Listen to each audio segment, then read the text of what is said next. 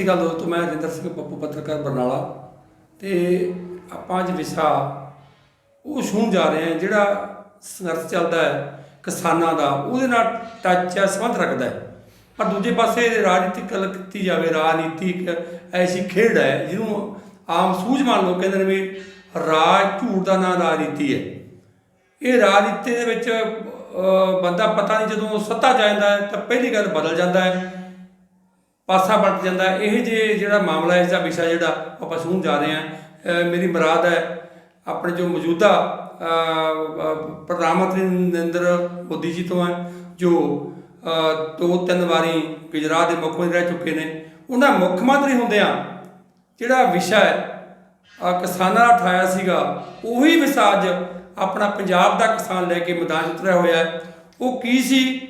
ਉਹ ਡਾਕਟਰ ਮਨਮੋਹਨ ਸਿੰਘ ਜੀ ਪ੍ਰਧਾਨ ਮੰਤਰੀ ਸੀ 11 ਦੇ ਵਿੱਚ ਕਾਂਗਰਸ ਦੇ ਦੇਸ਼ ਦੇ, ਉਹਨਾਂ ਕੋਲ ਜਾ ਕੇ ਕਿਹੜਾ ਮੁੱਦਾ ਉਠਾਇਆ, ਕੀ ਵਿਸ਼ਾ ਸੀ, ਉਹ ਸਾਰੀ ਜਾਣਕਾਰੀ ਆਪਾਂ ਨੂੰ ਅੱਜ ਆਪਣੇ ਕੋਲੇ ਬਹੁਤ ਹੀ ਆਪਣੇ ਸਤਿਕਾਰਯੋਗ ਹਲਕਾ ਮਹਿਲ ਕਲਾਂ ਤੋਂ ਉਹਦੇ ਗਤੀਸ਼ੀਲ ਨੌਜਵਾਨ ਆਗੂ ਕੁਲਵੰਤ ਸਿੰਘ ਜੀ ਡਿੱਬਾ ਉਹ ਪਹੁੰਚੇ, ਉਹਨਾਂ ਨਾਲ ਗੱਲਬਾਤ ਕਰਾਂਗੇ ਤਾਂ ਕਿ ਸਾਰੇ ਦੇਸ਼ ਵਾਸੀਆਂ ਦੇ, ਖਾਸ ਕਰ ਪੰਜਾਬ ਵਾਸੀਆਂ ਦੇ ਮਾਮਲਾ ਸਾਹਮਣੇ ਆ ਜਾਏ ਕਿ ਰਾਜਨੀਤੀ ਇੱਕ ਐਸੀ ਖੇਡ ਹੈ ਜੋ ਬੰਦਾ ਸੱਤਾ ਚੱਕ ਕੇ ਪਿਛਲੀ ਗੱਲ ਪੱਟ ਦਿੰਦਾ ਹੈ। ਤੇ ਆਪਾਂ ਗੱਲ ਸ਼ੁਰੂ ਕਰਾਂਗੇ। ਡੱਬਾ ਸਾਹਿਬ, ਜਿਹੜਾ ਵਿਸ਼ਾ ਇਹ ਮੋਦੀ ਦਾ ਵੀ 11 'ਚ ਉਹ CM ਸੀ ਗੁਜਰਾਤ ਦੇ, ਤੇ ਉਹਨਾਂ ਨੇ ਜੋ ਪੱਖ ਉਦੋਂ ਰੱਖਿਆ ਤੇ ਅੱਜ ਕਿਸਾਨ ਠਾ ਰਹੇ ਨੇ, ਉਹ ਪ੍ਰਧਾਨ ਮੰਤਰੀ ਹੁੰਦਿਆਂ ਉਹਨਾਂ ਨੇ ਇਹ ਜਿਹੜਾ ਮਾਮਲਾ ਬਦਲ ਦਿੱਤਾ ਹੈ, ਉਹ 'ਤੇ ਚਾਨਣਾ ਪਾਓ ਵੀ ਤਾਂ ਕਿ ਕਿਸਾਨਾਂ ਨੂੰ ਪਤਾ ਲੱਗ ਸਕੇ ਵੀ ਕੀ ਗੱਲ ਉਦੋਂ ਕੀਤੀ ਤਾਂ ਅੱਜ ਕੀ ਕਰ ਰਹੇ ਨੇ ਜੀ। ਸਭ ਤੋਂ ਪਹਿਲਾਂ ਤਾਂ ਸਤਿਕਾਰਯੋਗ ਦਰਸ਼ਕਾਂ ਨੂੰ ਮੇਰੇ ਵੱਲੋਂ ਪਿਆਰ ਤੇ ਸਤਿਕਾਰ ਸਹਿਤ ਸਤਿ ਸ੍ਰੀ ਅਕਾਲ ਜੀ। ਦਰਸ਼ਕੋ, ਜਿਵੇਂ ਕਿ ਪੱਪੂ ਜੀ ਆਪਾਂ ਸਾਰੇ ਜਾਣਦੇ ਹਾਂ ਕਿ ਲਗਭਗ ਪਿਛਲੇ 22 ਦਿਨਾਂ ਤੋਂ ਦਿੱਲੀ ਦੇ ਅੰਦਰ ਟਿੱਕਰੀ, ਸਿੰਘੂ, ਗਾਜੀਪੁਰ ਜਿਹੜਾ ਬਾਰਡਰ ਹੈ ਤੇ ਜੈਪੁਰ ਮਾਰਗ ਹੈ, ਜਿਹੜਾ ਦਿੱਲੀ ਜੈਪੁਰ ਮਾਰਗ, ਉਹਦੇ ਉੱਤੇ ਲਗਾਤਾਰ ਪੰਜਾਬ ਦੇ, ਹਰਿਆਣਾ ਦੇ, ਉੱਤਰ ਪ੍ਰਦੇਸ਼ ਦੇ, ਮੱਧ ਪ੍ਰਦੇਸ਼ ਦੇ, ਗੁਜਰਾਤ ਦੇ ਤੇ ਰਾਜਸਥਾਨ ਦੇ ਜਿਹੜੇ ਕਿਸਾਨ ਹੈ ਉਹ ਪਿਛਲੇ 20-22 ਦਿਨਾਂ ਤੋਂ ਲਗਾਤਾਰ ਸੰਘਰਸ਼ ਕਰ ਰਹੇ ਹੈ।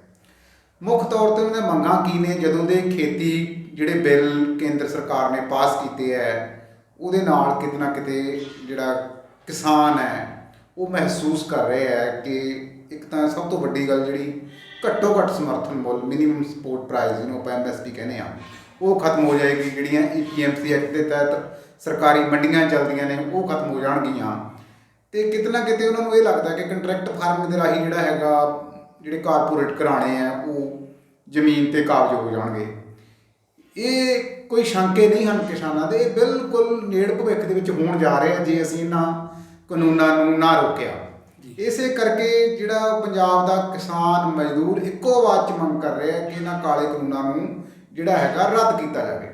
ਕਿਸਾਨਾਂ ਦੀ ਇੱਕ ਬੜੀ ਸਿੱਧੀ ਤੇ ਸਪਸ਼ਟ ਜੀ ਮੰਗ ਹੈ ਕਿ ਜੇਕਰ ਤੁਸੀਂ ਸਰਕਾਰੀ ਸੈਕਟਰ ਦੀਆਂ ਜਿਹੜੀਆਂ ਮੰਡੀਆਂ ਨੇ, ਜਿਹਨੂੰ ਆਪਾਂ ਸੰਸਥਾਪਿਤ ਮੰਡੀਆਂ ਕਹਿ ਦਿੰਦੇ ਹਾਂ, APMC ਐਕਟ ਦੇ ਤਹਿਤ ਜਿਹੜੀਆਂ ਮੰਡੀਆਂ ਚੱਲਦੀਆਂ ਨੇ, ਕਿ ਉਹਨਾਂ ਦੇ ਪੈਰਲਲ ਜੇ ਤੁਸੀਂ ਪ੍ਰਾਈਵੇਟ ਮੰਡੀ ਬਣਾਉਣਾ ਚਾਹੁੰਦੇ ਹੋ ਤਾਂ ਇਹ ਐਕਟ ਲਿਆਓ, ਇਹ ਕਾਨੂੰਨ ਬਣਾ ਦੇ ਕੇਂਦਰ ਗੌਰਮੈਂਟ ਕਿ ਜਿਹੜਾ ਹੈਗਾ MSP ਤੋਂ ਘੱਟ ਪ੍ਰਾਈਵੇਟ ਬੰਦਾ ਨਹੀਂ ਖਰੀਦ ਸਕਦਾ। ਪਹਿਲੀ ਗੱਲ, ਜੇ ਨਰਿੰਦਰ ਮੋਦੀ ਜਾਂ ਭਾਜਪਾ ਦੀ ਸਰਕਾਰ ਇਸ ਗੱਲ 'ਤੇ ਜਿਹੜਾ ਹੈਗਾ ਸਹਿਮਤ ਹੈ ਕਿ ਸਾਨੂੰ ਜਿਹੜਾ ਹੈਗਾ ਕੋਈ ਇਤਰਾਜ਼ ਨਹੀਂ, MSP ਚੱਲਦੀ ਰਹੂਗੀ, ਤਾਂ ਉਹਨਾਂ ਨੂੰ ਬਣਾ ਦੇਣਾ ਚਾਹੀਦਾ ਜੀ। ਉਹ ਕਿਉਂ ਨਹੀਂ ਬਣਾ ਰਹੇ? ਕਿਉਂਕਿ ਉਹਨਾਂ ਨੂੰ ਇਹ ਹੈ, ਉਹਨਾਂ ਦਾ ਏਜੰਡਾ ਹੀ ਇਹ ਹੈ। ਜਿਸ ਤਰ੍ਹਾਂ ਆਪਾਂ ਬਰਨਾਲੇ ਦੇ ਵਿੱਚ ਪਹਿਲਾਂ ਪ੍ਰੈਸ ਕਾਨਫਰੰਸ ਕੀਤੀ, ਉੱਥੇ ਨੀਤੀ ਆਯੋਗ ਦੇ ਡਾਕੂਮੈਂਟ ਅਸੀਂ ਪ੍ਰੈਸ ਦੇ ਸਾਹਮਣੇ ਪੇਸ਼ ਕੀਤੇ ਕਿ ਬਿਲਕੁਲ ਜਿਹੜਾ ਕੇਂਦਰ ਦੀ ਸਰਕਾਰ ਹੈ, ਨੀਤੀ ਆਯੋਗ ਥਿੰਕ ਟੈਂਕ ਦੀ ਤਰ੍ਹਾਂ ਕੰਮ ਕਰਦਾ ਹੈ ਗੌਰਮੈਂਟ ਦੇ। ਉਹਨਾਂ ਨੇ 2018 ਦੇ ਵਿੱਚ ਜਦੋਂ ਉਸ ਵੇਲੇ ਦੇ union finance minister Arun Jaitley ਨੂੰ ਉਸ ਡਾਕੂਮੈਂਟ ਨੂੰ ਰਿਲੀਜ਼ ਕੀਤਾ, 2022 ਤੱਕ ਉਹ ਜਿਹੜਾ ਹੈਗਾ ਉਹਨੂੰ ਲਾਗੂ ਕਰਨਾ ਚਾਹੁੰਦੇ ਹੈ। ਉਹਦੇ 'ਚ ਉਹਨਾਂ ਨੇ ਸਿੱਧਾ ਤੇ ਸਪਸ਼ਟ ਲਿਖਿਆ ਕਿ MSP ਨੂੰ ਰਿਮੂਵ ਕਰਕੇ ਅਸੀਂ ਜਿਹੜਾ ਹੈਗਾ ਮਿਨੀਮਮ ਰਿਜ਼ਰਵ ਪ੍ਰਾਈਸ ਲੈ ਕੇ ਆਉਣਾ ਚਾਹੁੰਦੇ ਹਾਂ। ਰਿਜ਼ਰਵ ਪ੍ਰਾਈਸ ਦਾ ਮਤਲਬ ਜਿਹੜਾ ਹੈਗਾ ਵੀ ਖੁੱਲ੍ਹੀ ਮੰਡੀ ਜਿਵੇਂ ਨਿਲਾਮੀ ਹੁੰਦੀ ਹੈ ਉਵੇਂ ਵਪਾਰੀ ਆਉਣ ਅਤੇ ਉਹਦਾ ਭਾਅ ਲਾਉਣ। ਇਸ ਕਰਕੇ ਜਿਹੜਾ ਆਹ ਡਾਕੂਮੈਂਟ 'ਤੇ ਅੱਜ ਅਸੀਂ ਚਰਚਾ ਕਰਨੀ ਚਾਹੁੰਦੇ ਸੀ। ਇਹ ਡਾਕੂਮੈਂਟ ਜਿਹੜਾ ਹੈਗਾ ਇਹ ਨਰਿੰਦਰ ਮੋਦੀ ਦੀਆਂ ਸਿਫਾਰਿਸ਼ਾਂ ਨੇ, ਜਿਹੜੀਆਂ ਉਸ ਵੇਲੇ 2011 ਦੇ ਵਿੱਚ ਮੁੱਖ ਮੰਤਰੀ ਗੁਜਰਾਤ ਹੁੰਦਿਆਂ ਨਰਿੰਦਰ ਮੋਦੀ ਨੇ ਉਸ ਵੇਲੇ ਦੇ ਪ੍ਰਧਾਨ ਮੰਤਰੀ ਮਨਮੋਹਨ ਸਿੰਘ ਨੂੰ ਜਿਹੜਾ ਹੈਗਾ ਇਹ ਰਿਕਮੈਂਡੇਸ਼ਨਾਂ ਕੀਤੀਆਂ ਸੀ। ਜਿਹੜਾ ਖਪਤਕਾਰ ਮਾਮਲੇ ਭਾਰਤ ਸਰਕਾਰ ਵੱਲੋਂ ਇੱਕ ਕਮੇਟੀ ਬਣਾਈ ਗਈ ਸੀ ਕਿ 10 ਸਾਲਾ ਯੋਜਨਾ ਜਿਹੜੀ ਬਣਾਉਣੀ ਸੀ, ਆਗਾਮੀ 10 ਸਾਲਾ ਯੋਜਨਾ, ਸੈਂਟਰ ਗੌਰਮੈਂਟ ਨੇ ਉਹ ਕਮੇਟੀ ਦਾ ਗਠਨ ਕੀਤਾ, ਜਿਹਦੇ ਵਿੱਚ ਆਂਧਰਾ ਪ੍ਰਦੇਸ਼ ਦੇ ਮੁੱਖ ਮੰਤਰੀ, ਕਰਨਾਟਕ ਦੇ ਮੁੱਖ ਮੰਤਰੀ, ਮਹਾਰਾਸ਼ਟਰ ਦੇ ਮੁੱਖ ਮੰਤਰੀ, ਤਾਮਿਲਨਾਡੂ ਦੇ ਮੁੱਖ ਮੰਤਰੀ ਤੇ ਗੁਜਰਾਤ ਦੇ ਮੁੱਖ ਮੰਤਰੀ ਇਹ 5 ਸਟੇਟਾਂ ਦੇ ਮੁੱਖ ਮੰਤਰੀਆਂ ਦੇ ਆਧਾਰ ਤੇ ਇੱਕ ਵਰਕਿੰਗ ਗਰੁੱਪ ਬਣਿਆ। ਵਰਕਿੰਗ ਗਰੁੱਪ ਦੇ ਜਿਹੜੇ ਚੇਅਰਮੈਨ ਉਹ ਉਸ ਵੇਲੇ ਦੇ ਗੁਜਰਾਤ ਦੇ ਮੁੱਖ ਮੰਤਰੀ ਨਰਿੰਦਰ ਮੋਦੀ ਸੀ। ਉਹਨਾਂ ਨੇ ਆਹ ਰਿਪੋਰਟ ਜਿਹੜੀ ਹੈਗੀ ਆ 3 ਮਾਰਚ 2011 ਨੂੰ ਸਬਮਿਟ ਕੀਤੀ ਪ੍ਰਧਾਨ ਮੰਤਰੀ ਨੂੰ।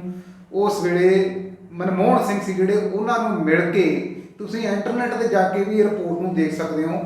ਔਰ ਬੇਹੱਦ ਖਾਸ ਗੱਲ ਪੱਪੂ ਜੀ ਮੈਂ ਦੱਸਣਾ ਚਾਹੁੰਦਾ ਕਿ ਨਰਿੰਦਰ ਮੋਦੀ ਦੀ ਆਪਣੀ ਵੈਬਸਾਈਟ www.narendramodi.com ਦੇ ਉੱਤੇ ਜਿਹੜਾ ਹੈਗਾ ਉਸ ਵੇਲੇ ਦੀ ਨਿਊਜ਼ ਤੇ ਉਸ ਵੇਲੇ ਦੀਆਂ ਰਿਕਮੈਂਡੇਸ਼ਨਾਂ ਉਹਨਾਂ ਦੀ ਆਪਣੀ ਵੈਬਸਾਈਟ ਤੇ ਪਈਆਂ ਨੇ। ਉਹਨਾਂ ਨੇ ਕੀ ਰਿਕਮੈਂਡੇਸ਼ਨ ਕੀਤਾ? ਉਹਨਾਂ ਨੇ ਕਿਹਾ ਵੀ ਜਿਹੜਾ ਹੈਗਾ ਜੇ ਸੈਂਟਰ ਗਵਰਨਮੈਂਟ ਜਿਹੜੀਆਂ ਸਰਕਾਰੀ ਮੰਡੀਆਂ ਨੇ ਉਹਦੇ ਪੈਰਲਲ ਜੇ ਪ੍ਰਾਈਵੇਟ ਮੰਡੀਆਂ ਖੋਲ੍ਹਣੀ ਵੀ ਚਾਹੁੰਦੀ ਹੈ ਸਰਕਾਰ ਸੈਂਟਰ ਦੀ ਤਾਂ ਖੋਲ੍ਹ ਲੈ, ਕੋਈ ਗੱਲ ਨਹੀਂ, ਇਹਦੇ ਨਾਲ ਮੁਕਾਬਲੇਬਾਜ਼ੀ ਵਧੇਗੀ। ਪਰ ਜਿਹੜੀ ਖਰੀਦ ਹੈ ਉਹ MSP ਤੇ ਹੀ ਹੋਣੀ ਚਾਹੀਦੀ ਹੈ। ਜਿਹੜੀਆਂ ਸਰਕਾਰੀ ਮੰਡੀਆਂ ਨੇ ਉਹਦੇ ਜਿਹੜੀ ਖਰੀਦ ਹੈ ਉਹ ਕਹਿੰਦੇ ਵੀ ਪ੍ਰਾਈਵੇਟ ਮੰਡੀਆਂ 'ਚ ਵੀ MSP ਤੇ ਹੀ ਖਰੀਦ ਹੋਵੇ, ਜਿਹੜਾ ਪ੍ਰਾਈਵੇਟ ਵਪਾਰੀ ਖਰੀਦੇ। ਇਹ ਇਹਨਾਂ ਨੂੰ ਲਿਖਿਆ ਇਹਦੇ ਵਿੱਚ ਜਿਹੜਾ ਇਹਨਾਂ ਨੇ ਆਪਣੀ ਰਿਪੋਰਟ ਦੇ ਵਿੱਚ ਨਰਿੰਦਰ ਮੋਦੀ ਲਿਖਦੇ ਨੇ, ਇਹਨਾਂ ਨੇ ਕੁੱਲ 20 ਰਿਕਮੈਂਡੇਸ਼ਨਾਂ ਕੀਤੀਆਂ ਤੇ 64 ਪੁਆਇੰਟ ਦੱਸੇ ਜਿਨ੍ਹਾਂ ਤੇ ਕੰਮ ਹੋਣਾ ਚਾਹੀਦਾ ਜੀ। ਇਹਦੇ ਵਿੱਚ 3 ਪੁਆਇੰਟ ਦੇ ਵਿੱਚ ਲਿਖਦੇ ਆ ਨਰਿੰਦਰ ਮੋਦੀ ਇਨਫੋਰਸ MSP।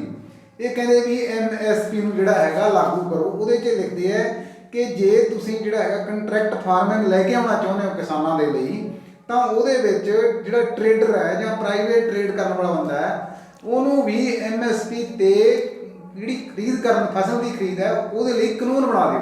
ਹੁਣ ਬਿਲਕੁਲ ਜਿਹੜਾ ਹੈਗਾ ਜਿਹੜੀ ਰਿਕਮੈਂਡੇਸ਼ਨ 2011 ਦੇ ਵਿੱਚ ਨਰਿੰਦਰ ਮੋਦੀ ਕਰ ਰਹੇ ਆ ਸੈਂਟਰ ਦੀ ਸਰਕਾਰ ਨੂੰ, ਅੱਜ ਉਹ ਸੈਂਟਰ ਦੇ ਵਿੱਚ ਖੁਦ ਪ੍ਰਾਈਮ ਮਿਨਿਸਟਰ ਹੈ।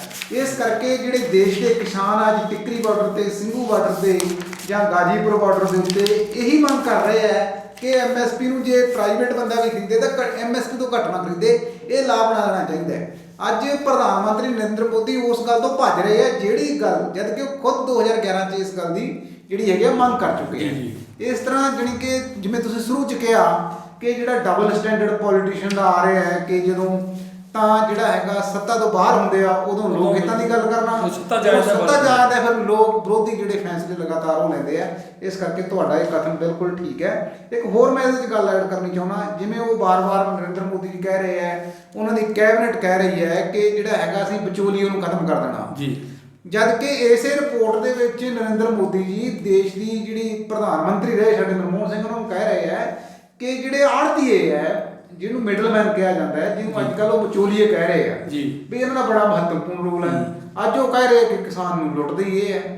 ਇਸ ਕਰਕੇ ਇਹ ਜਿਹੜੀ ਇਹਨਾਂ ਨੇ ਰਿਪੋਰਟ ਆਪਦੀ ਭੇਜੀ ਸੈਂਟਰ ਗਵਰਨਮੈਂਟ ਨੂੰ 2011 ਬਿਲਕੁਲ ਉਹਦੇ ਉਲਟ ਕੰਮ ਕਰ ਰਹੇ ਆ। ਇੱਕ ਹੋਰ ਬੜਾ ਮਹੱਤਵਪੂਰਨ ਜਦੋਂ ਅਸੀਂ ਇਸ ਰਿਪੋਰਟ ਦਾ ਐਨਾਲਿਸਿਸ ਕੀਤਾ ਤਾਂ ਬੜੇ ਹੈਰਾਨੀਜਨਕ ਤੱਥ ਨਿਕਲ ਕੇ ਸਾਹਮਣੇ ਆਏ। ਇਹਨਾਂ ਨੇ ਇੱਕ ਜਿਹੜਾ ਹੁਣ ਬਿੱਲ ਪੇਸ਼ ਕੀਤਾ ਐਸੈਂਸ਼ੀਅਲ ਕਮੋਡਿਟੀ ਐਕਟ 2020 ਉਹਦੇ ਵਿੱਚ ਅਮੈਂਡਮੈਂਟ ਕੀਤੀ ਇਹਨਾਂ ਨੇ ਜਿਹੜੀਆਂ ਜ਼ਰੂਰੀ ਵਸਤਾਂ ਨੇ ਉਹਦੇ ਸੋਧ ਕੀਤੀ ਹੈ। ਜਿਹੜੀ ਉਹ ਲਿਮਿਟ ਸੀ ਇੱਕ ਹੱਦ ਤੱਕ ਵੀ ਜਿਹੜੀ ਜ਼ਖੀਰੇਬਾਜ਼ੀ ਨਾ ਵੱਧ ਜੇ, ਜਿਹੜਾ ਹੈਗਾ ਜਿਹੜੇ ਵਪਾਰੀ ਹੈ ਜਾਂ ਜਮਾਖੋਰ ਕਰਕੇ ਕਿਸ ਢੰਗ ਨਾਲ ਉਹਨੂੰ ਜਿਹੜੀਆਂ ਜ਼ਰੂਰੀ ਵਸਤਾਂ ਨੇ ਉਹਦੇ ਵਪਾਰ ਨੂੰ ਪ੍ਰਭਾਵਿਤ ਨਾ ਕਰਦੇ ਨੇ ਤੇ ਜਿਹੜੀ ਮਹਿੰਗਾਈ ਆ ਉਹ ਅਸਮਾਨ ਨਾ ਸਮਝੇ।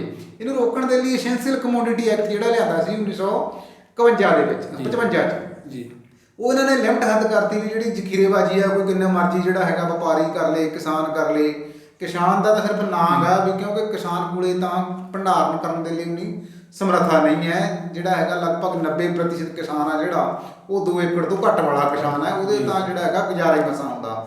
ਇਸ ਕਰਕੇ 2011 'ਚ ਨਰਿੰਦਰ ਮੋਦੀ ਕਹਿ ਰਹੇ ਆ ਕਿ ਜਿਹੜੀਆਂ ਜ਼ਰੂਰੀ ਵਸਤਾਂ ਨੇ ਜੇ ਕੋਈ ਉਹਦਾ ਭੰਡਾਰਨ ਕਰਦਾ ਜਾਂ ਉਹਦਾ ਵਪਾਰ ਕਰਦਾ ਤਾਂ ਉਹਦੀ ਜਿਹੜੀ ਸਜ਼ਾ ਹੈ ਉਹ 6 ਮਹੀਨਿਆਂ ਤੋਂ ਵਧਾ ਕੇ 1 ਸਾਲ ਕਰ ਦਿੱਤੀ ਜਾਵੇ। ਤੇ ਜਿਹੜੀ ਇਹ ਜਿਹੜਾ ਜੁਰਮ ਹੈ ਜ਼ਰੂਰੀ ਵਸਤਾਂ ਨੂੰ ਸਟੋਰ ਕਰਨ ਦਾ ਜਾਂ ਉਹਦੀ ਖਰੀਦੋ ਫਰੋਖਤ ਕਰਨ ਦਾ ਉਹਦੇ ਵਾਸਤੇ ਨਰਿੰਦਰ ਮੋਦੀ ਨੇ ਸੁਝਾਅ ਦਿੱਤਾ ਕਿ ਇਹਨੂੰ ਜਿਹੜਾ ਹੈਗਾ ਗੈਰ ਜ਼ਮਾਨਤਯੋਗ ਅਪਰਾਧ ਬਣਾ ਦਿੱਤਾ ਜਾਵੇਗਾ। ਜਦ ਕਿ ਹੁਣ ਜਦੋਂ ਆਪ ਉਹ ਪ੍ਰਧਾਨ ਮੰਤਰੀ ਬਣ ਗਏ ਹੁਣ ਉਹ ਜਿਹੜਾ ਹੈਗਾ ਕਿੱਥੇ ਤਾਂ 2011 'ਚ ਉਹ ਗੱਲ ਕਰਦੇ ਸੀ ਕਿ ਇਹਨੂੰ ਗੈਰ ਜ਼ਮਾਨਤਯੋਗ ਅਪਰਾਧ ਬਣਾ ਦਿੱਤਾ ਜਾਵੇ ਤੇ 1 ਸਾਲ ਦੀ ਜਿਹੜੀ ਹੈਗੀ ਸਜ਼ਾ ਦਾ ਪ੍ਰਬੰਧ ਕਰਤਾ ਜਾਵੇ। ਹੁਣ ਉਹਨਾਂ ਨੇ ਉਹ ਐਸੈਂਸ਼ੀਅਲ ਕਮੋਡਿਟੀ ਐਕਟ ਦੇ ਵਿੱਚੋਂ ਜਿਹੜਾ ਹੈਗਾ ਉਹ ਸਾਰੀਆਂ ਤਰ੍ਹਾਂ ਰਿਮੂਵ ਕਰਤੀਆਂ ਜਿਹੜੀਆਂ ਉਹ ਰੋਕ ਲਾਉਂਦੀਆਂ ਸੀ ਜਾਂ ਜਿਹੜਾ ਹੈਗਾ ਜ਼ਖੀਰੇਬਾਜ਼ੀ ਨੂੰ ਰੋਕਦੀਆਂ ਸੀ। ਇਸ ਕਰਕੇ ਬਿਲਕੁਲ ਉਲਟ ਦਿਸ਼ਾ ਜਿਹੜਾ ਹੈਗਾ ਕੰਮ ਕੀਤਾ ਮੋਦੀ ਨੇ।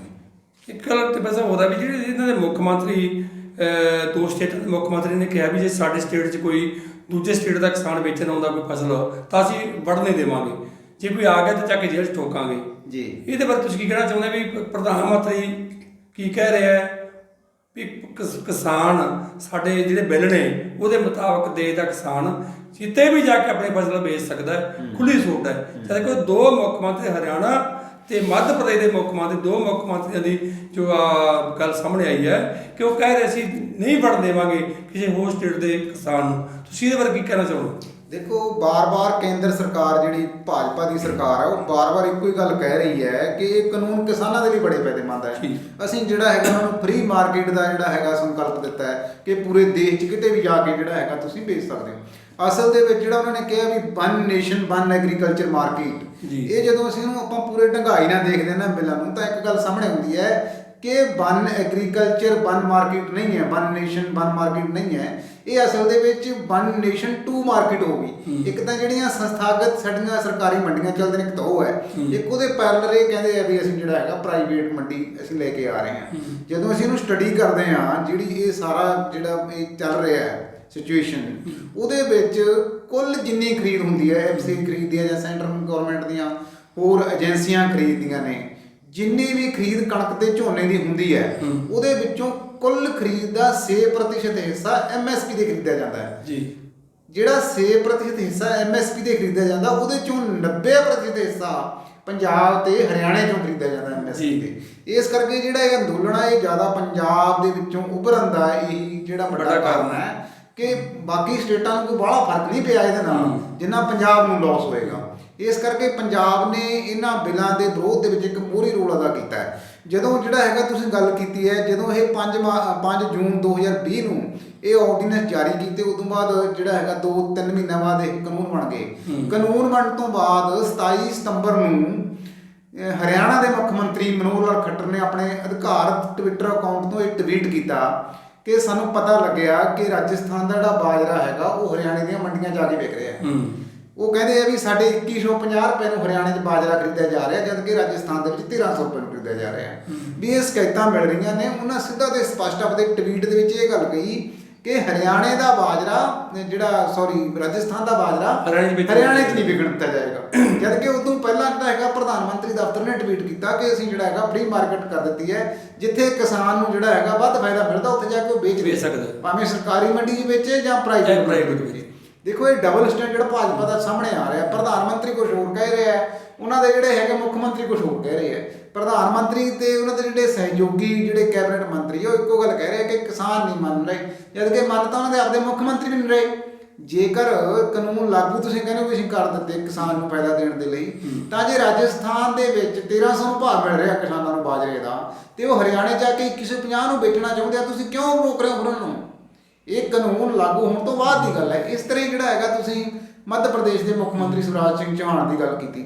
ਉਹਨਾਂ ਨੇ ਇੱਕ ਸਭਾ ਨੂੰ ਦੇ ਵਿੱਚ ਬੋਲਦਿਆਂ ਕਿਹਾ, ਇਹਨੂੰ ANI ਜਿਹੜਾ ਨਿਊਜ਼ ਏਜੰਸੀ ਹੈ ਉਹਨਾਂ ਨੇ ਇਹਨੂੰ ਕਵਰ ਕੀਤਾ। ਉਹਨਾਂ ਨੇ ਕਿਹਾ ਕਿ ਅਸੀਂ ਜਿਹੜਾ ਹੈਗਾ ਆਂਢੀ ਗੁਆਂਢੀ ਰਾਜਾਂ ਦੇ ਜੇ ਕੋਈ ਕਿਸਾਨ ਇੱਥੇ ਆ ਕੇ ਮੱਧ ਪ੍ਰਦੇਸ਼ ਦੇ ਵਿੱਚ ਆਪਣੀ ਫਸਲ ਵੇਚਣਗੇ ਤਾਂ ਜਿਹੜਾ ਹੈਗਾ ਅਸੀਂ ਉਹਨਾਂ ਦੇ ਜਿਹੜੇ ਸਾਧਨ ਨੇ, ਭਾਵੇਂ ਟਰੈਕਟਰ ਹੋਣ, ਟਰਾਲੀਆਂ ਹੋਣ ਜਾਂ ਟਰੱਕ ਹੋਣ, ਉਹਨੂੰ ਜ਼ਬਤ ਕਰ ਲਾਂਗੇ ਤੇ ਜਿਹੜਾ ਕਿਸਾਨ ਵੇਚਣ ਆਊਗਾ, ਭਾਵੇਂ ਵਪਾਰੀ ਹੋਵੇ ਭਾਵੇਂ ਕਿਸਾਨ ਹੋਵੇ, ਉਹਨੂੰ ਜਿਹੜਾ ਹੈਗਾ ਜੇਲ੍ਹ 'ਚ ਭੇਜ ਦਿੱਤਾ ਜਾਊਗਾ।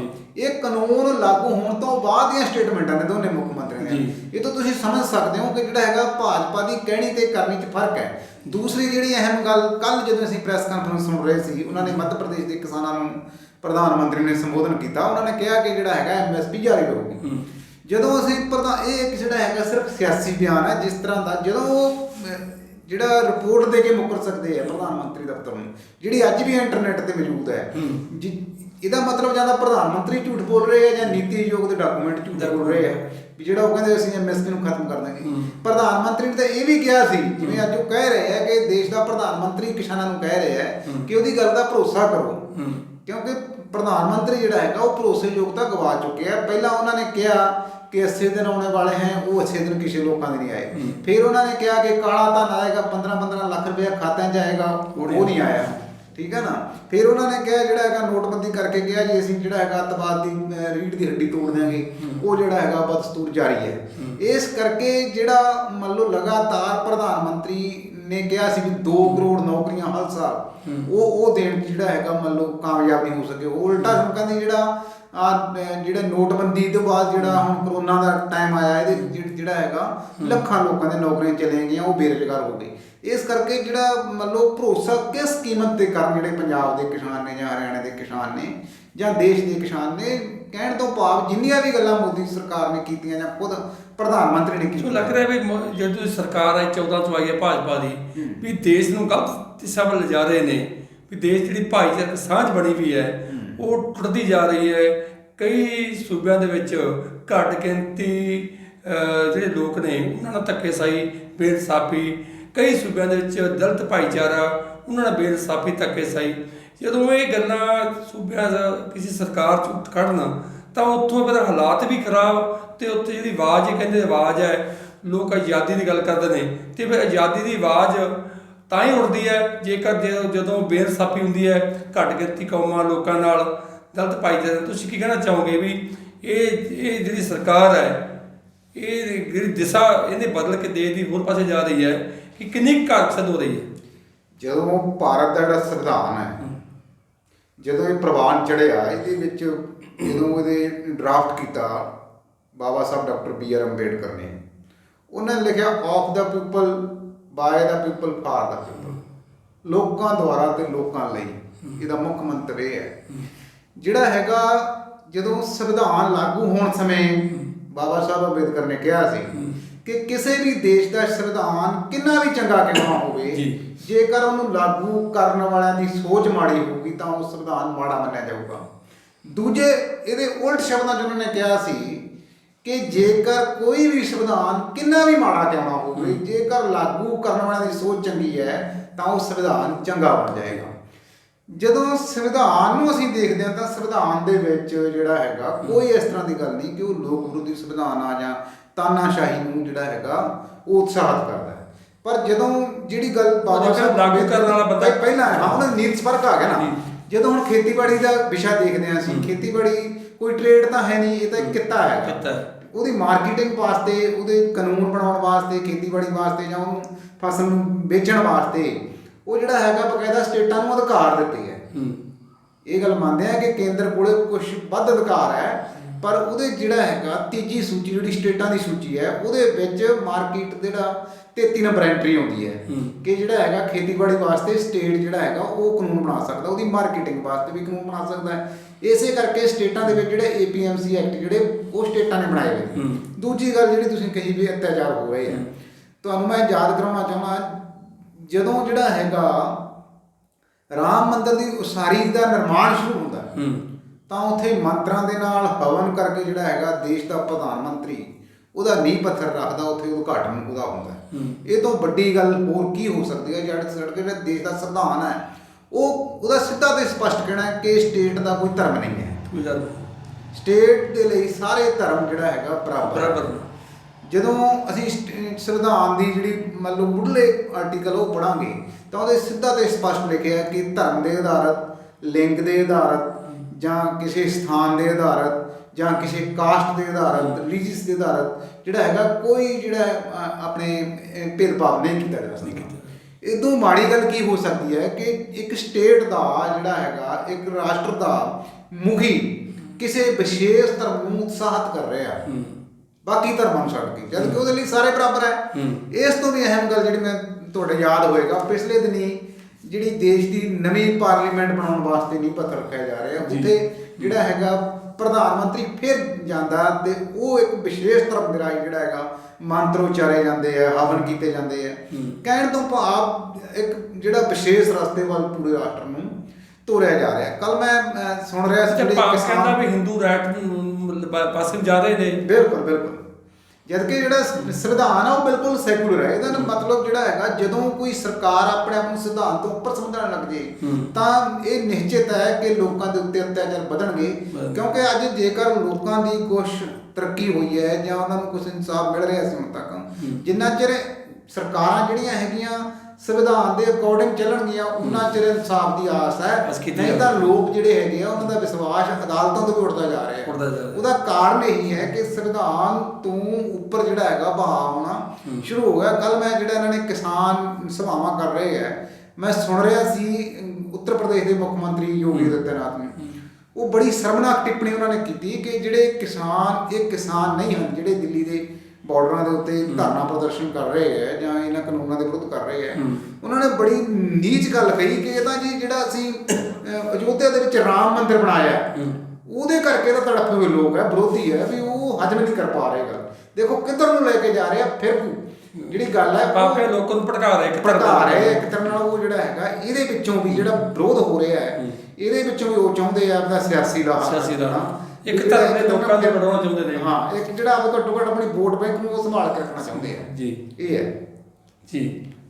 ਤੇ ਟਿੱਬਾ ਸਾਹਿਬ ਹੁਣ ਤੁਸੀਂ ਜਿਹੜਾ ਮਾਮਲਾ ਚੱਲਦਾ ਹੈ ਵੀ ਮੋਦੀ ਨੇ ਪੋਲੀਟੀਕਲ ਹੋਣ ਦੇ ਨਾਤੇ ਮਾਮਲਾ ਬਦਲਤਾ, ਪਹਿਲਾਂ ਕੀ ਤੇ ਅੱਜ ਕੀ PM ਬਣਨ ਤੋਂ ਬਾਅਦ ਹੁਣ ਜਿਹੜਾ ਕਿਸਾਨਾਂ ਦੇ ਐਜੀਟੇਸ਼ਨ ਚੱਲਦਾ ਹੈ ਪੂਰਾ ਪੰਜਾਬ ਦਾ ਨਹੀਂ, ਪੂਰੇ ਦੇਸ਼ ਦਾ ਨਹੀਂ, ਪੂਰੀ ਦੁਨੀਆ ਦਾ ਬਣ ਚੁੱਕਿਆ ਹੈ। ਕਿਉਂਕਿ ਵਿਦੇਸ਼ਾਂ ਜਿਹੜੇ ਸਾਡੇ ਪੰਜਾਬ ਦੇ ਲੋਕ ਬੈਠੇ ਨੇ ਉਹਨਾਂ ਦਾ ਪੂਰਾ ਸਹਿਯੋਗ ਹੈ। ਵਿਦੇਸ਼ਾਂ 'ਚ ਵੀ ਉਹਨਾਂ ਝੰਡੇ ਚੱਕੇ ਹੋਏ ਨੇ, ਪ੍ਰਦਰਸ਼ਨ ਕਰ ਰਹੇ ਨੇ।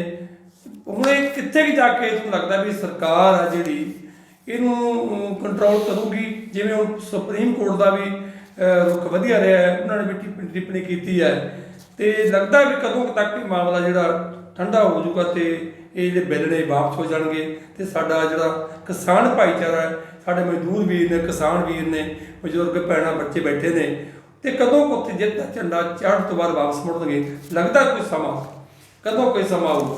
ਦੇਖੋ ਜਿਸ ਤਰ੍ਹਾਂ ਤੁਸੀਂ ਕੀਤਾ ਇਹ ਦੇਸ਼ ਦਾ ਅੰਦੋਲਨ ਬਣ ਚੁੱਕਿਆ, ਇਹਦੇ 'ਚ ਕੋਈ ਸ਼ੱਕ ਨਹੀਂ, ਪਰ ਪੰਜਾਬ ਇਹਦਾ ਮੇਨ ਧੁਰਾ ਹੈ। ਪੰਜਾਬ ਜਿਹੜਾ ਹੈਗਾ ਜਿਵੇਂ ਆਪਾਂ ਕਹਿੰਦੇ ਵੀ ਜੜ੍ਹਾਂ ਤੱਕ ਪਹੁੰਚ ਗਿਆ, ਕੱਲੇ ਘਰ ਤੱਕ ਇਹ ਅੰਦੋਲਨ ਦੀ ਪਹੁੰਚ ਗਈ ਹੈ। ਉਹ ਪਿੰਡ ਦਾ ਬੱਚਾ ਇਸ ਅੰਦੋਲਨ 'ਚ ਸ਼ਾਮਲ ਹੋਣਾ ਚਾਹੁੰਦਾ ਹੈ, ਭਾਵੇਂ ਕੋਈ ਕਿਸੇ ਕੋਲ ਜ਼ਮੀਨ ਹੈ ਭਾਵੇਂ ਨਹੀਂ ਹੈ, ਪਰ ਉਹਦੀ ਘੱਟੋ ਘੱਟ ਹਮਦਰਦੀ ਇਸ ਅੰਦੋਲਨ ਨਾਲ ਜਿਹੜਾ ਹੈਗਾ ਮਨੋਂ ਜ਼ਰੂਰ ਹੈ, ਜੁੜ ਗਈ। ਆਤਮਾ ਉਹਦੀ ਕਹਿੰਦੀ ਹੈ ਕਿ ਇਹਦਾ ਜਿਹੜਾ ਹੈਗਾ ਹੱਲ ਕਿਸਾਨਾਂ ਦੇ ਮੁਤਾਬਕ ਹੋਣਾ ਚਾਹੀਦਾ ਹੈ। ਪਰ ਜਦੋਂ ਅਸੀਂ ਦੇਸ਼ ਦੇ ਜਿਹੜਾ ਹੈਗਾ ਨਜ਼ਰੀਏ ਨਾਲ ਦੇਖਦੇ ਹਾਂ ਕਿ ਦੇਸ਼ ਜਾ ਕਿੱਧਰ ਨੂੰ ਰਿਹਾ, ਜੇ ਤਾਂ ਜਿਹੜੀ ਮੈਂ ਪਹਿਲਾਂ ਗੱਲ ਕਰਕੇ ਹਟਿਆ ਕਿ ਸਰਕਾਰਾਂ ਲੋਕਾਂ ਦੁਆਰਾ ਤੇ ਲੋਕਾਂ ਲਈ ਬਣਦੀਆਂ ਨੇ, ਜੇ ਤਾਂ ਉਸ ਸਿਧਾਂਤ ਨੂੰ ਮੁੱਖ ਰੱਖ ਕੇ ਨਰਿੰਦਰ ਮੋਦੀ ਸੋਚਣ ਜਾਂ ਵੀ ਸਰਕਾਰ ਸੋਚੇ ਤਾਂ ਜਿਹੜਾ ਹੈਗਾ ਮੈਂ ਸਮਝਦਾ ਨਰਿੰਦਰ ਮੋਦੀ ਨੂੰ ਬਿਨਾਂ ਕੁਝ ਸ਼ਰਮ ਮਹਿਸੂਸ ਕੀਤੇ ਜਾਂ ਇਹ ਮੈਂ ਝੁਕ ਗਿਆ ਜਾਂ ਕੋਈ ਹੀਣ ਭਾਵਨਾ ਮਹਿਸੂਸ ਕੀਤੇ, ਕਿਉਂਕਿ ਕਿਸਾਨ ਵੀ ਜਿਹੜਾ ਹੈਗਾ ਉਹ ਦੇਸ਼ ਦੇ ਕਿਸਾਨ ਨੇ, ਕੋਈ ਪਾਕਿਸਤਾਨ ਜਾਂ ਚਾਈਨਾ ਤੋਂ ਤਾਂ ਆਏ ਨਹੀਂ ਹੋਏ। ਇਸ ਕਰਕੇ ਜੇ ਆਪਣੇ ਲੋਕਾਂ ਦੇ ਕੋਈ ਗੱਲ ਮੰਨਣ 'ਚ ਕੋਈ ਹਰਕ ਨਹੀਂ ਹੈ। ਜੇ ਦੇਸ਼ ਦਾ ਅੱਜ ਖਸਾਲ ਹੈ ਤਾਂ ਉਹ 'ਚ ਕਿਸਾਨ ਦਾ ਰੋਲ ਬੜਾ ਬਿਲਕੁਲ ਬਹੁਤ ਵੱਡਾ ਰੋਲ ਹੈ। ਜੇ ਅਸੀਂ ਜਿਹੜਾ ਹੈਗਾ ਇੱਕ ਟੁਕੜਾ ਵੀ ਰੋਟੀ ਦਾ ਖਾਂਦੇ ਹਾਂ ਤਾਂ ਉਹ ਜਿਹੜਾ ਕਿਸਾਨ ਦੀ ਖੂਨ ਪਸੀਨੇ ਦੀ ਜਿਹੜੀ ਕਮਾਈ ਆਪਾਂ ਕਹਿ ਸਕਦੇ ਹਾਂ। ਇਸ ਕਰਕੇ ਸਰਕਾਰ ਨੂੰ ਬੇਝਿਜਕ ਕਿਸਾਨਾਂ ਦੀਆਂ ਮੰਗਾਂ ਮੰਨ, ਜੇ ਉਹ ਕਹਿ ਰਹੇ ਆ ਵੀ ਅਸੀਂ 8 ਪਹਿਲਾਂ ਤਾਂ ਉਹ ਕਹਿੰਦੇ ਸੀ ਨਾ ਵੀ ਕੋਈ ਨੁਕਸ ਹੀ ਨਹੀਂ ਹੈਗਾ ਇਹਦੇ 'ਚ, ਜੇ ਉਹ 7-8 ਸੋਧਾਂ ਕਰਨ ਨੂੰ ਤਿਆਰ ਹੋ ਗਏ ਇਹਦਾ ਮਤਲਬ ਜਿਹੜਾ ਹੈਗਾ ਡੈਫੀਨੇਟਲੀ ਉਹਦੀ ਬਹੁਤ ਵੱਡੇ ਪੱਧਰ ਤੇ ਅਸੀਂ ਵੀ ਉਹ ਬਿੱਲ ਪੜ੍ਹੇ ਹੈ, ਬਹੁਤ ਵੱਡੇ ਪੱਧਰ ਤੇ ਨੁਕਸ ਇਹਦੇ 'ਚ। ਇਸ ਕਰਕੇ ਜੇ ਜਿਹੜਾ ਹੈਗਾ ਉਹਨੂੰ ਕਿਹੜਾ ਵਾਪਸ ਲੈ ਕੇ ਦੁਬਾਰਾ ਕਿਸਾਨਾਂ ਮੁਤਾਬਕ ਕਰਕੇ ਜਿਹੜਾ ਹੈਗਾ ਬਣਾਏ ਜਾ ਸਕਦੇ। ਇਸ ਕਰਕੇ ਸਰਕਾਰ ਨੂੰ ਚਾਹੀਦਾ ਹੈ ਕਿ ਜਿਹੜਾ ਛੋਟੇ ਬੱਚੇ, ਮਾਤਾਵਾਂ, ਭੈਣਾਂ, ਵੀਰ, ਬਜ਼ੁਰਗ ਸਾਡੇ 85 ਸਾਲ ਦੇ ਬਜ਼ੁਰਗ 22 ਦੇ ਕਰੀਬ ਦਾ ਸਾਡੇ ਜਿਹੜੇ ਕਿਸਾਨ ਨੇ ਉਹ ਸਿੱਧੀਆਂ ਹੋ ਚੁੱਕੀਆਂ ਨੇ। ਇਸ ਕਰਕੇ ਸਰਕਾਰ ਨੂੰ ਸੋਚਣਾ ਚਾਹੀਦਾ ਕਿ ਕਿੰਨੀ ਠੰਡ ਦੇ ਜਿਹੜਾ ਟੈਂਪਰੇਚਰ ਕਿੰਨਾ ਥੱਲੇ ਆ ਗਿਆ। ਇਸ ਕਰਕੇ ਸਰਕਾਰ ਨੂੰ ਇਹ ਚਾਹੀਦਾ ਹੈ ਕਿ ਜਿੰਨਾ ਜਲਦੀ ਹੋ ਸਕਦਾ, ਬਹੁਤ ਟਾਈਮ ਹੋ ਗਿਆ ਲੰਬਾ ਉਹਨਾਂ ਨੂੰ ਲੱਗਦਾ ਸੀ ਕਿ ਸ਼ਾਇਦ ਇਹ ਵਿਗੜ ਜਾਣਗੇ, ਇਹਨਾਂ 'ਚ ਫੁੱਟ ਪਾ ਕੇ ਦੇਖ ਲਈਏ ਜਿਹੜਾ ਹੈਗਾ, ਜਾਂ ਇਹ ਲੋਕ ਪਿੱਛੇ ਮੁੜ ਜਾਣਗੇ। ਕੋਸ਼ਿਸ਼ ਕੀਤੀ ਹੈ, ਏਜੰਸੀਆਂ ਨੇ ਵੀ ਕੀਤੀ ਹੈ, ਸਰਕਾਰ ਵੀ ਕਰੇ ਫੁੱਟ ਪਾਉਣ ਦੀ। ਬੜੇ ਤਰ੍ਹਾਂ ਦੇ ਕਿੰਨੇ ਬੰਦੇ ਫੜੇ ਗਏ ਨੇ ਉੱਥੇ, ਕਿੰਨਾ ਤੋਂ ਕੁਛ ਖਾਇਆ ਜਾ ਰਿਹਾ, ਕੋਈ ਭਾਜਪਾ ਦੇ ਲੋਕ ਨੇ। ਹੁਣ ਤਾਂ ਬਾਪੂ ਜੀ ਇਹੀ ਗੱਲ ਹੈ ਕਿ ਜਿੰਨਾ ਜਲਦੀ ਇਹਨੇ ਅੰਦੋਲਨ ਨੂੰ ਸਮਾਪਤ ਕਰ ਦਿੱਤਾ ਜਾਵੇ ਉਨਾ ਚੰਗੀ ਗੱਲ ਹੈ। ਸਰਕਾਰ ਨੂੰ ਚਾਹੀਦਾ ਹੈ ਕਿ ਕਿਸਾਨ ਆਗੂਆਂ ਦੇ ਨਾਲ ਗੱਲਬਾਤ ਕਰਕੇ ਇਹਨੂੰ ਜਿਹੜਾ ਹੈਗਾ ਵਿਦਡਰਾ ਕਰ ਲੈਣ ਇੱਕ ਵਾਰ, ਤੇ ਇਹਨੂੰ ਭੰਗ ਕਰ ਦੇਣ। ਉਸ ਤੋਂ ਬਾਅਦ ਜਿਹੜਾ ਜੇ ਨਵਾਂ ਬਣਾਉਣਾ ਵੀ ਉਹਨਾਂ ਨੇ ਤਾਂ ਕਿਸਾਨ ਆਗੂਆਂ ਨੂੰ ਰਾਏ ਸਲਾਹ ਕਰਕੇ ਕੋਈ ਹੋਰ ਜਿਹੜਾ ਕਿਸਾਨ ਪੱਖੀ ਹੈ, ਜਿਹਦੇ ਕਿਸਾਨ ਪੱਕੀ ਗੱਲ ਬਿੱਲ ਆਉਂਦਾ ਉਹ ਨਵਾਂ ਬਣਾਤਾ ਜਾਵੇ। ਬਿਲਕੁਲ ਇਹ ਸਾਨੂੰ ਕੁਲਵੰਤ ਸਿੰਘ ਟਿੱਬਾ ਆਉਣ ਵਾਲੇ ਦਿਨਾਂ ਦੇ ਵਿੱਚ ਫੇਰ ਕੋਈ ਨਵੀਂ ਚਰਚਾ ਜਿਹੜੀ ਚਾਹੇ ਅੰਦੋਲਨ ਨਾਲ ਸੰਬੰਧਿਤ ਹੋਵੇ, ਚਾਹੇ ਕੋਈ ਪੰਜਾਬ ਨਾਲ, ਚਾਹੇ ਦੇਸ਼ ਨਾਲ ਹੋਵੇ, ਉਹ ਵਿਸ਼ੇ ਤੇ ਆਪਾਂ ਗੱਲ ਕਰਾਂਗੇ। ਮੈਂ ਜਿੰਦਰ ਸਿੰਘ ਬੱਪੂ ਪੱਤਰਕਾਰ ਬਰਨਾਲਾ, ਧੰਨਵਾਦ, ਸਤਿ ਸ੍ਰੀ ਅਕਾਲ, ਵਾਹਿਗੁਰੂ ਜੀ ਕਾ ਖਾਲਸਾ, ਵਾਹਿਗੁਰੂ ਜੀ ਕੀ ਫਤਿਹ।